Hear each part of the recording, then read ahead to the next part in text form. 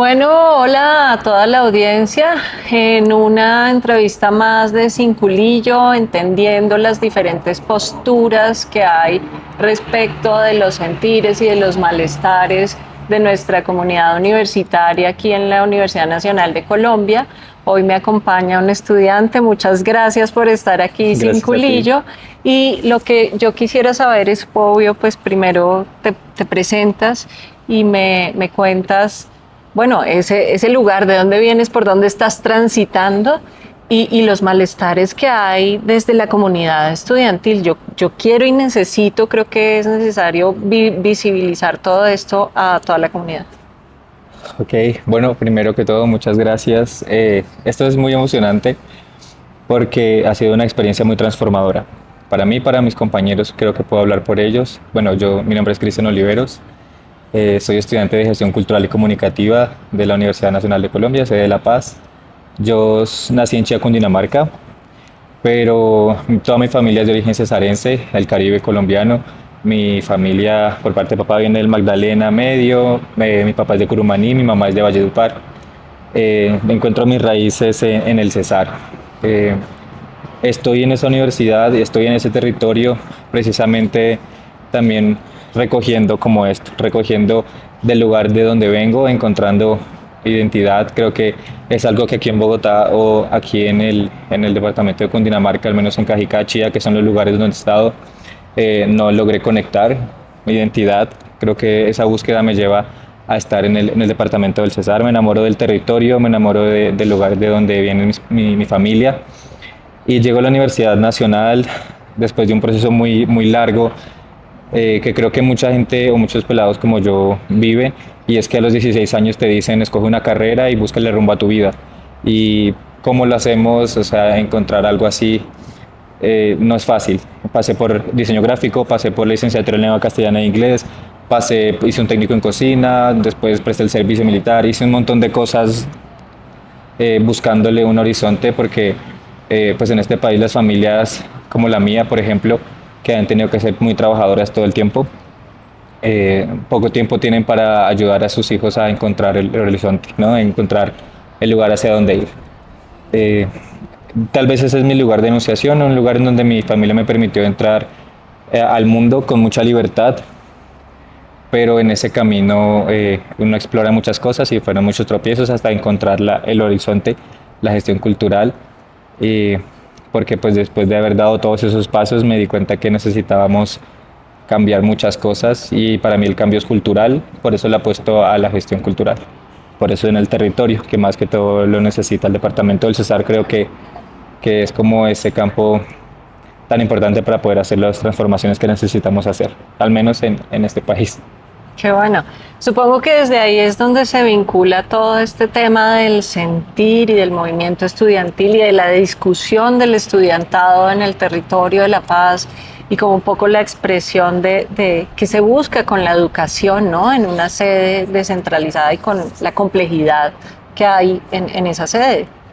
Sí, nosotros, bueno, en mi experiencia específica, yo llego pues no, en la pinta de Cachaco, ¿no? A la sede de La Paz, en un territorio colombiano en general, en donde el regionalismo es muy marcado. Entonces, el primer día de clases que llego hay una asamblea decisoria para ver si nos vamos a paro o no, porque tenemos un montón de problemáticas que yo desconozco, era nuevo primer semestre. Entonces mi voz cachaca en medio de esta comunidad estudiantil en un proceso de formación como movimiento estudiantil raya un poco. Y ahí comienza como la primera contraposición. De ahí en adelante integrarme a ese proceso estudiantil, a ese proceso de movilización, de pronto reclamación de derechos, me ayuda a entender el lugar también en donde estoy parado. Para mí la universidad es la radiografía del territorio nacional. Y en la sede de La Paz específicamente es como eso. Tú ves en la sede de La Paz cómo es el territorio del Cesar, el departamento del Cesar. Lo aprendí a conocer, pues me tocó desaprender todo lo que yo ya venía. Yo vengo de un sistema educativo un poco más complejo aquí en Bogotá. Yo me gradué en un colegio distrital, estaba en ese momento de la educación media fortalecida. Yo podía hacer algunas asignaturas de universidad, un bachillerato mucho más reforzado, unas ayudas mucho más grandes a nivel de formación. un mejor ICFES, todo ese rollo, pero en el departamento del Cesar es totalmente diferente. También estudié en el colegio del departamento del Cesar, en Valledupar, y es muy complejo. Llegar ahí y encontrarme con la movilización estudiantil me hace entender muchas cosas. Vivir en el territorio me ayuda a saber por qué es necesario que nosotros como población, en la universidad como ese microentorno, nos organicemos, porque es como ese pequeño espacio en donde nosotros construimos una sociedad distinta, o al menos lo que va a ser la sociedad. Nosotros buscamos organizarnos precisamente y debatir y conversar y dialogar, porque pues de eso depende lo que va a ser como el proyecto de país, para mi visión, o al menos proyecto del territorio. Ahí nacen esas discusiones, ahí comienzo yo a vincularme, comienzo a entender que si yo no hago algo para que las cosas estén un poco mejor, mi familia no va a estar mejor, mis amigos no van a estar mejor, y todo eso va a influir en mi campo laboral, como la gestión cultural. Nosotros llegamos a la universidad a estudiar gestión cultural, y cuando le decimos a alguien estudiamos gestión cultural, nos dicen, ¿y eso qué es? ¿O para qué sirve? Y buscarle un horizonte de sentido ha sido también un reto para nosotros como estudiantes, que los profes a veces buscan apoyar, hacen esfuerzos grandes, pero que es una cuestión muy bilateral, no solamente los profes, sino nosotros como estudiantes. Entonces, claro, venimos de ese contexto donde estamos muy enredados con la vida, con lo que queremos hacer, con un país en caos de divergencias, de conflicto, y a organizar nuestra mente, a decir esto es la gestión cultural para nosotros y hacia allá queremos ir, es un reto grandísimo. Más en la sede de La Paz, donde hay tantas precariedades, el tema del transporte, estamos en un lugar en donde no existe una ruta intermunicipal, estamos entre el municipio de La Paz y Valledupar, no existe la ruta intermunicipal, entonces nos toca pagar 5.000, 6.000 pesos que cobra de ida un carrito y de vuelta, entonces serán como 12.000 pesos, 10.000 pesos diarios hasta el terminal de transporte de la ciudad. De ahí nos toca llegar a nuestros lugares de residencia, entonces 4.000 pesos una moto o 2.500 pesos un bus. Y para las condiciones en que vivimos en Valledupar y en el territorio del Cesar, para nosotros es impagable eso. Claro. En la universidad a veces nos ofrecen almuerzo, como bueno, tenemos la opción de un almuerzo a cafetería, pero la Universidad de la Sede de La Paz contrató con el Club Valledupar, que es el club en donde la élite vallenata se reúne y donde era el único lugar que tenía como las condiciones para brindarnos el servicio de alimentación, y son a 14.000 pesos los almuerzos. Entonces, un almuerzo a 14.000 pesos que la universidad subsidia la mitad, entonces pagamos 7.000 pesos de almuerzo. Entonces tenemos que decidir entre nos transportamos o comemos. No. En ese contexto hay muchas reclamaciones. Está la sede sin terminar, estamos apenas comenzando a organizarnos, la infraestructura está a medias. La primera fase de la universidad la realizó la gobernación del Cesar y pues quedó una obra muy deficiente, ya se está cayendo a pedazos. El litigio de la universidad para que la segunda fase la ejerciera o la contratación de esa fase la hiciera la propia Universidad Nacional, se logró y está en construcción, pero entonces no tenemos muchos espacios. Cada vez van llegando más estudiantes y no hay espacio para los estudiantes. A veces tenemos aulas con 30 estudiantes y ya en un claustro universitario ya creo que son muchas personas. Pero también hay otra parte, y es que por esas mismas condiciones la sede no es tan atractiva para la gente del territorio. Entonces, por ejemplo, este semestre que pasó, este semestre de 2024-2, el que viene, fueron más o menos 180 personas que se presentaron de todo el territorio, de todo el departamento del Cesar, y pues todas pasaron porque pues necesitamos que la gente llegue a la universidad. Sí, sí. Entonces, como que el estándar para llegar a la universidad o las pruebas de admisión tienen que ser muy flexibles por la forma en la que se educa a las personas en el territorio. Es muy deficiente el sistema educativo. Y la gente entra, pero entran más poquitos cada vez, y teníamos este problema de que llegaba la gente y no teníamos espacio. Ahora tenemos el problema de que la gente no quiere ir a la universidad. Cuando se hizo el paro, cuando comenzó el paro, cohesionar el movimiento estudiantil fue como muy complicado porque la gente no decía, yo no me voy a venir de Manaure y Cesar, que es un pueblo que está en la serranía del Perijá, bajar hasta La Paz para ir a hablar del paro. Okay. Porque yo no tengo el dinero para hacer eso. Yo no puedo estar todo el día allá, no puedo estar pagándome mi almuerzo. Esas cosas dificultan la organización estudiantil en el territorio. También las marcas, las cicatrices de la guerra, del conflicto. Eso de yo no voy a decir nada porque sí, en el territorio silencian a la gente y la silencian a bala. y nosotros vivimos esa realidad, la conocemos. Y hablar de estas cosas en frente de los estudiantes es una cosa. Tal vez dentro de la sede es un entorno medianamente seguro, pero ya no tanto, ya van llegando personas de otras partes, ya van llegando más organizaciones y buscarle o apostarle como a un proceso más de diálogo y más de paz en un territorio que es o te callas o hay plomo, es complejo. Entonces la gente tiene ese miedo, la gente dice yo vengo a estudiar, quiero salir de la pobreza, quiero un mejor futuro para mí, para mi familia y no me voy a ver inmerso en nada que tenga que ver con esto de revueltas ni de paros, hagan lo que ustedes quieran, pero yo cuando se levante el paro yo vuelvo y la gente no trata de evitar esas cosas. Ese es como el gran contexto y de las grandes reclamaciones, pues hay un montón de problemáticas, ya también obedecen al territorio en donde vivimos, la estructura del país es centralista, entonces los liderazgos que vienen del centro son los que se reproducen en los territorios periféricos. Aquí se hacen una protesta cerrando una vía o quemando una llanta o rompiendo un Transmilenio, allá quieren hacer lo mismo, porque es como la herencia que ha dejado también en el imaginario y gracias también a la mala publicidad de los medios, de lo que es el movimiento estudiantil. Supuestamente es violento, supuestamente es esto, es lo otro, o es la única forma de reclamar derechos, y lo entendemos, pero también hay otra parte en el territorio que quiere otra cosa, que le apuesta a unas alternativas de paz, que le apuesta a unas alternativas más culturales, pacíficas en general, y ahí es donde pues también se conecta todo este proceso con el profesor Super HP, con esta forma en la que nosotros vemos la protesta, vemos la movilización estudiantil a través de la cultura, a través de acciones pacíficas que dejen en el imaginario colectivo una huella, como lo que pasó, que fue precisamente lo que creo que nos reúne a nosotros aquí en este momento y pues de lo que de pronto podemos hablar más adelante.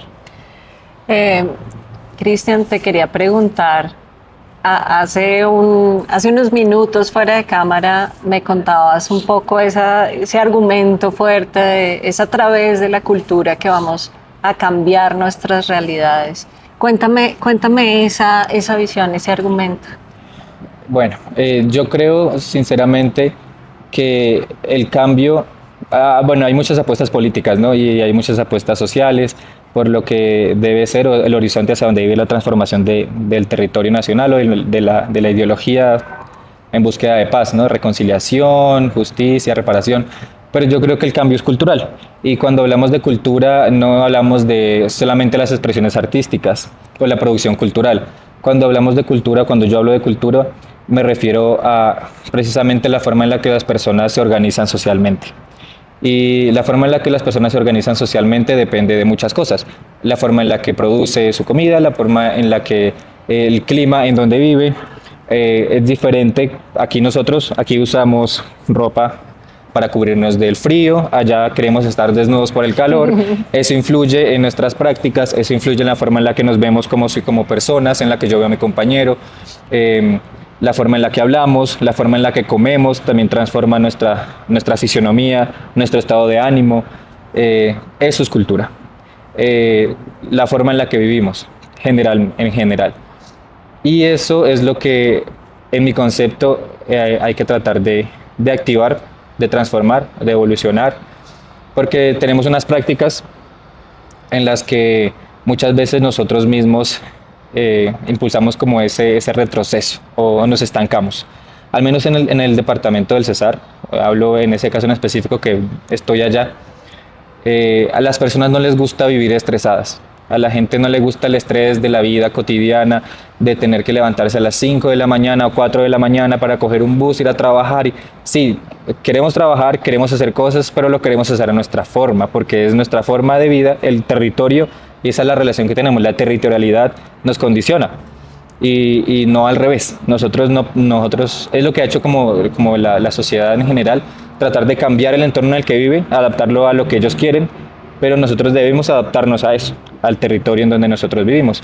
Por eso la comunión con la naturaleza es importante, porque desde lo cultural nosotros podemos decir, esta es la forma en la que vamos a producir, porque nosotros acá, como hacían nuestros nuestros ancestros indígenas o las comunidades indígenas, que eran nómadas, estaban en la sierra y subían, y a medida que iba cambiando el tiempo, a medida que iban avanzando los meses, entonces una vez sembraban arriba, después iban bajando y sembraban abajo, cuando la temporada del clima era diferente, sembraban más abajo y volvían arriba, entonces no era que nosotros adaptáramos o modificáramos el entorno, sino que nosotros íbamos con el entorno, íbamos fluyendo con él.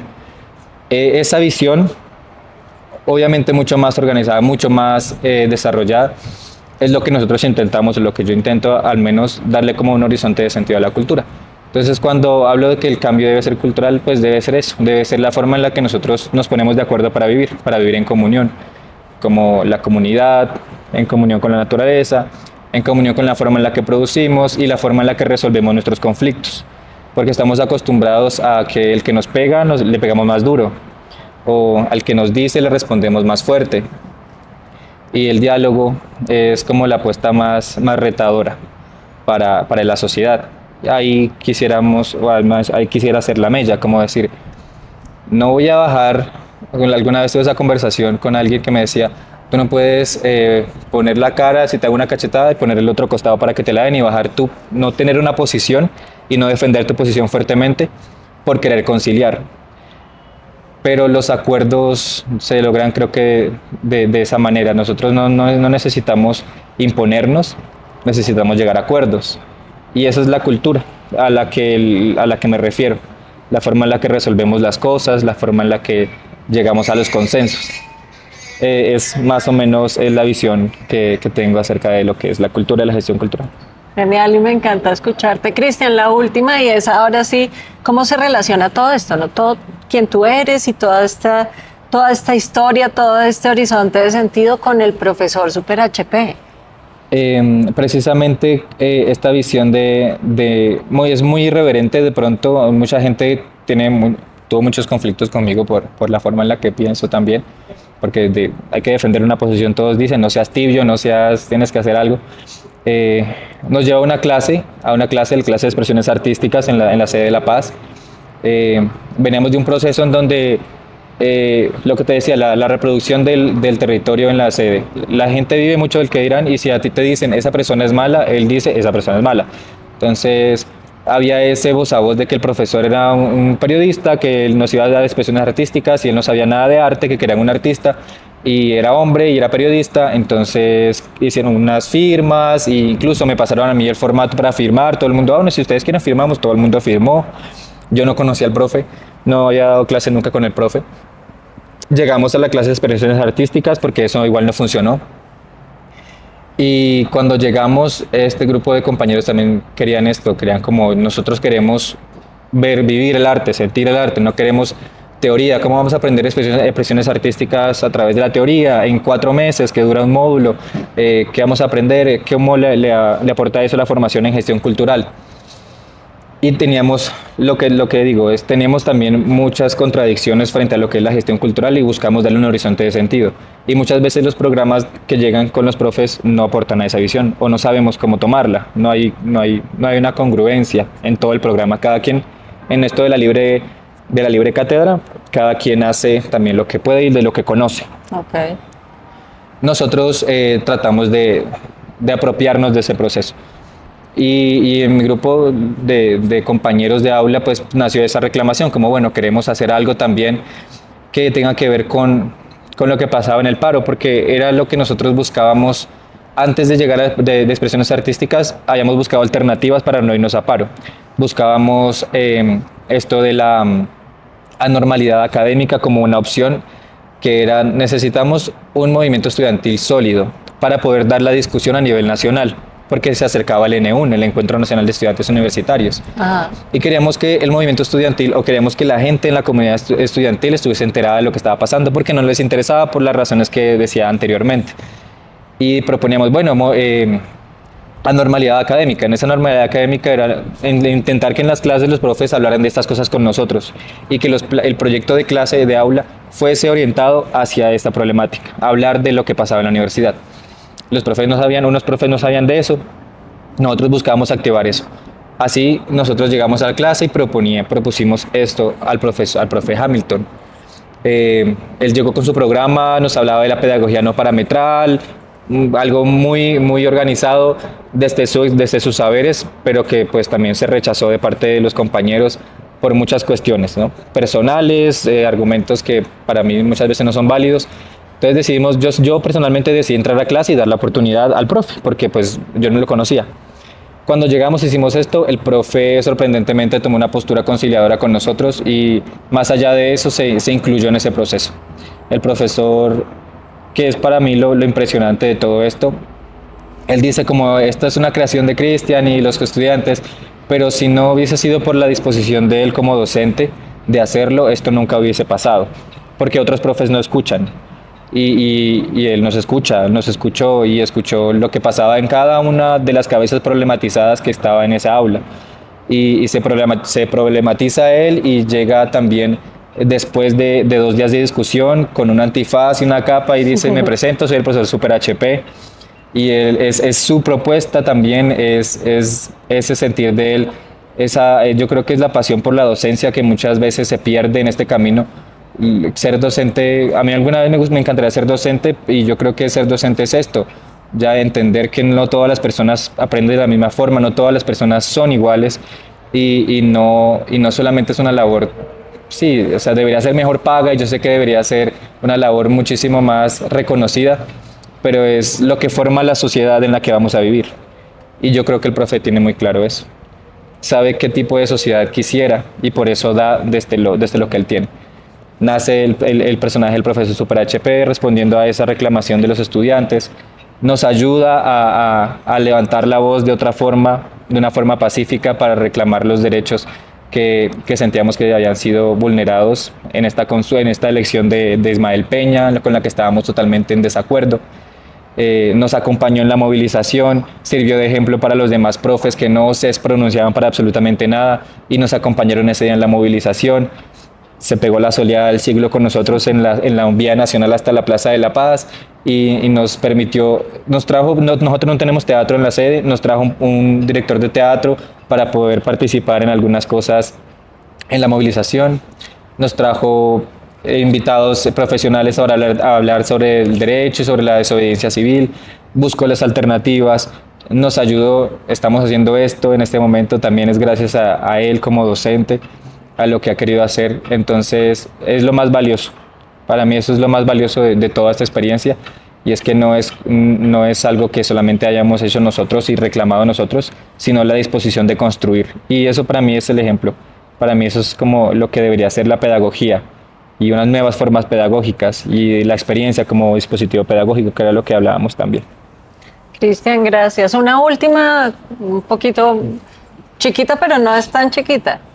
¿Cuál sería ese infaltable en la discusión para llegar a consensos de la constituyente universitaria hoy 2024 con este proceso del profe Leopoldo? Yo creo que hay una discusión que hay que dar es en torno a lo que significa el bienestar para un ser humano, para nosotros como personas. La idea del bienestar muchas veces va ligada a la adquisición de bienes materiales o el dinero o un mejor puesto o una mejor oportunidad, pero también hay visiones del bienestar que vienen desde otras cosmovisiones. Y yo hablo desde la territorialidad, desde el territorio de donde vengo. Tenemos comunidades indígenas que tienen una cosmovisión diferente del mundo. Tenemos compañeros afro, tenemos compañeros raizales, estamos nosotros que somos de aquí, estamos allá en el territorio del Cesar. La interculturalidad da para muchas visiones sobre lo que es el bienestar. Y yo creo que entender eso y dar la discusión de lo que realmente queremos brindar como bienestar en la universidad es una de las discusiones fundamental que hay que dar.